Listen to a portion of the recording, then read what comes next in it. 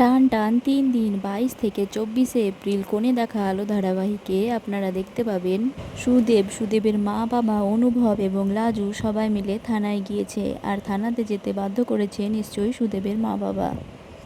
হ্যাঁ বন্ধুরা, এমনই একটা নতুন প্রোমো আমাদের সকলের সামনে উঠে এসেছে। আর প্রোমোতে আমরা দেখতে পাবো যে সুদেবের মা বাবা এবং সুদেব থানায় গিয়েছে এবং অনুভব, লাজুও গিয়েছে। তারপরে সুদেবের বাবা বলে যে এই বেটা ছেলের জন্য আমার ছেলের বউ ঘর ছেড়ে চলে এসেছে। তখন অফিসারের সামনে লাজু বলে, না, মিথ্যে কথা, আমি কলেজের হোস্টেলে থাকি স্যার, তাই বলে। তারপরে সেখানে সুদেব অনুভবের দিকে আঙুল দেখিয়ে বলে যে এ পরের বউয়ের দিকে নজর দেয়।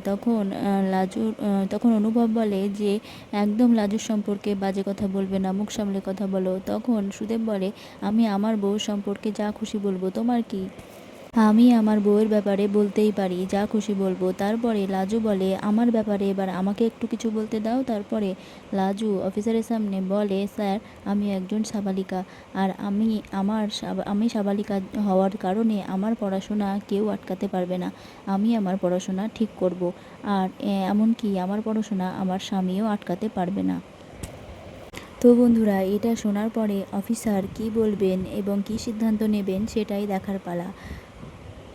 এইরকমই একটা প্রোমো আমাদের সামনে উঠে এসেছে। আর প্রোমোতে এতটুকুই দেখানো হয়েছে। আর লাজুর শ্বশুর শাশুড়ি এবং সুদেব লাজুর এই সিদ্ধান্ত, অর্থাৎ এই কথা শুনে যে আমার পড়াশোনা কেউ আটকাতে পারবে না, এমনকি আমার স্বামীও না, এই কথা শুনে সবার মুখটা একটু শুকিয়ে যায়। কারণ তারা বুঝতে পারে যে হ্যাঁ, লাজুর পড়াশোনা কিছুতেই আমরা আটকাতে পারবো না।